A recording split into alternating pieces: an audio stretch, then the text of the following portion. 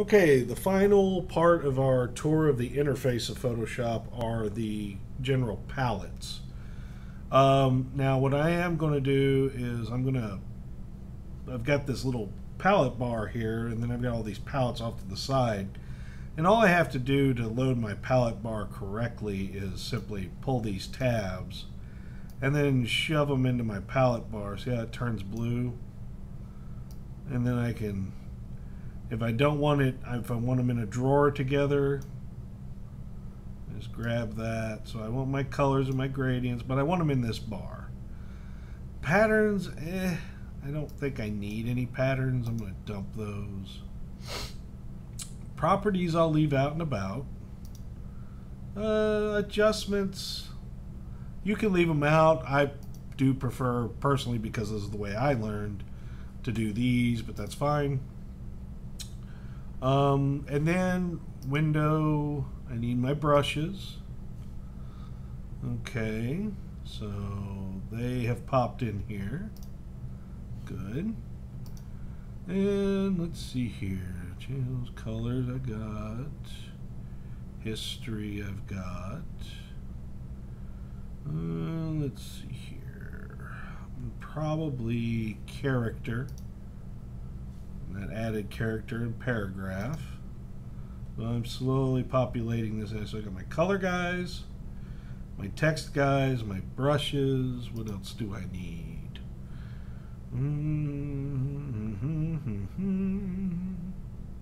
I think that should do. And then I've got properties and adjustments over here. I think I will move adjustments down here.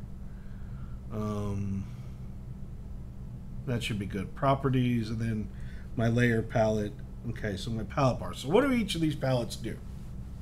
Okay.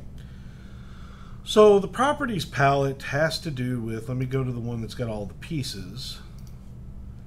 It tells me height and width of an object. So that's changing as I click and jump from layer to layer. Okay. Tells me angle, flipping, things like that. But this is giving me, because I have this tool, I'm in the transform with the properties. If I went to the lasso, nothing really changes there. It changes up here. Yeah, nothing really different there. So properties are dealing with the individual layers. Okay. Remove background, align and distribute, just like in Illustrator. But it will change. So if I were to move this and rotate it, okay, and look back behind it. Okay. All right. And then I'm like, okay, got that.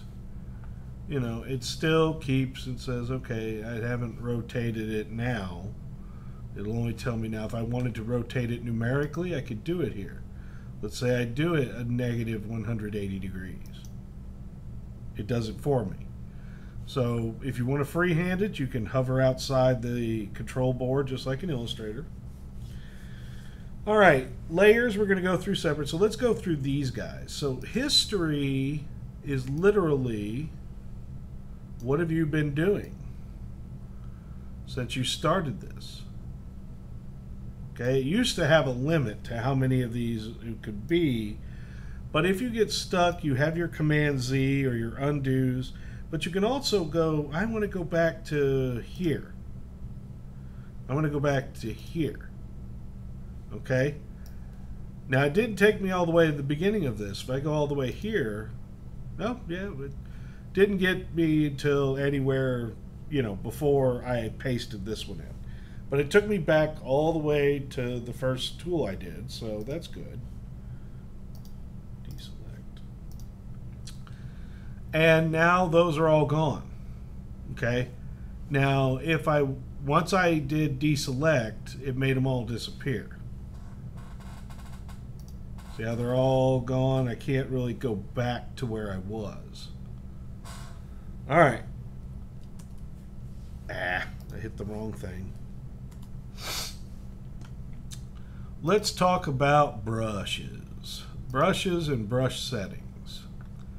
Now they're always tinkering with this, so God help us. All right, so you have your general brushes, and you have soft and hard edges. Okay, soft edges, if I click on the background, is like an airbrush. It's got overspray on it. And with the brushes, you could turn down the opacity, say, okay. You can turn down the smoothing or turn up the smoothing. Like right now it was sputtering, pop, pop, pop, pop, pop, pop, pop, but now it should be, it's still sputtering a little. Flow is if you're using it in airbrush mode. Those of you who have physically used an actual airbrush, this will come in handy. To anyone else, it would be a complete mystery. This guy here, if you have a tablet and a stylus, this is your pressure and tilt control. You have to click it to make it active. See, with a mouse, I have one steady thing. That's all I've got. It's not going, it doesn't matter, I can't press the mouse any harder. I can't just lightly click it. But if you're using a tablet and a stylus that's pressure sensitive, then yes, you want to turn this on. And then it will act more realistic. Clean off all this red. Okay. Now you also have hard edge brushes.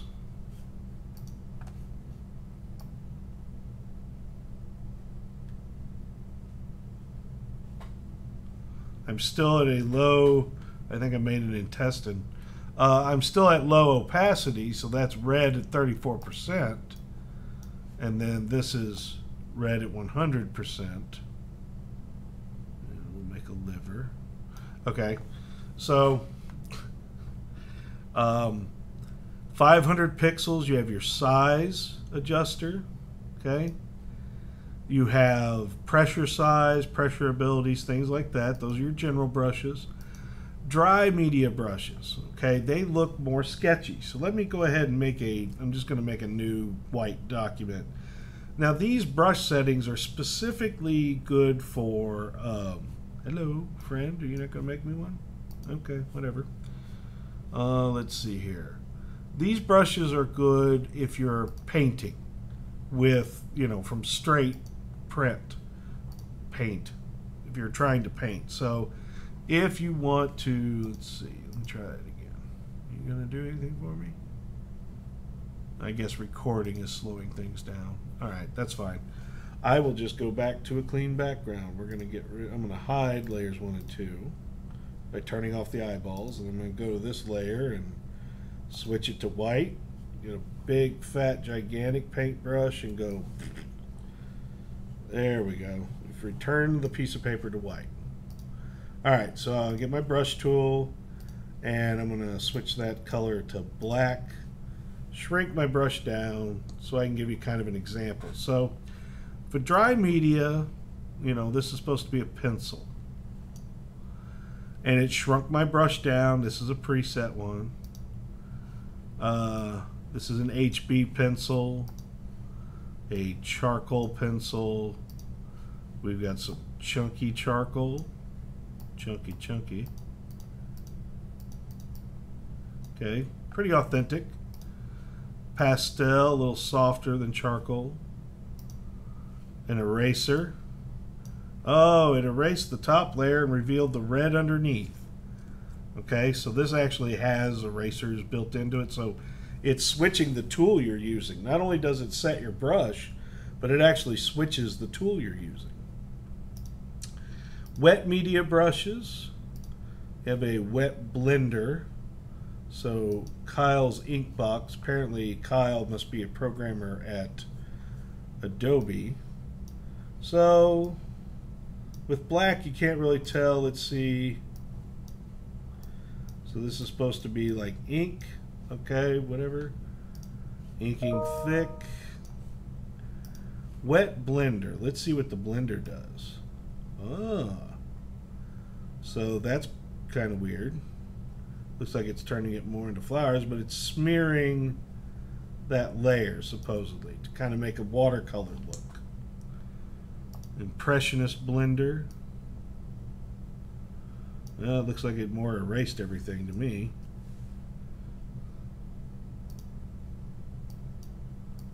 Oh, I guess because I went up and down instead of side to side. When I go up and down, it's like it's erasing it. But when I go side to side, okay, whatever. Kyle's dumb. And then you have special effects brushes. You've got splatter.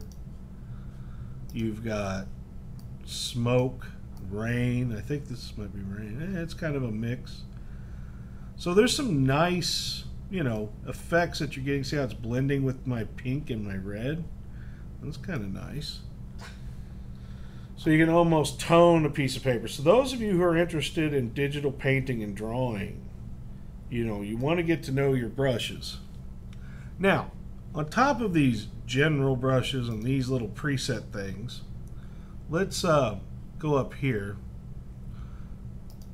to brush settings, okay? In brush settings, you have kind of a small fistful of dry media brushes, more scrubby type brushes. I don't know what that one did. Not getting anything out of it. That must be a blender. Now, you'll see all of these little tabs and like, oh, change the brush pose, smoothing, change the pixel size. Oh yeah, that was a blender. So you're not painting with that one. You got your spacing. So that's breaking that down. And that's how that brush was made, out of little individual back and forth chunks. It's the same shape, but they've just turned it and layered it on top of itself until it became this ball of smoke. See how it changes direction each time I click? See how it's changing its point of view? That's how they build in the source of randomness. They're trying so badly to keep up with our abilities as humans. So we have all these different brushes. Now, if you want to load brushes, there are more than just these. Again, you have this little drop-down menu. You have get more brushes, legacy brushes. Legacy means previous versions of Photoshop. Restore the legacy brush set to the list of brushes? Yes, please do that. Legacy brushes. Okay. Now these are all the ones I kind of grew up with, so to speak. So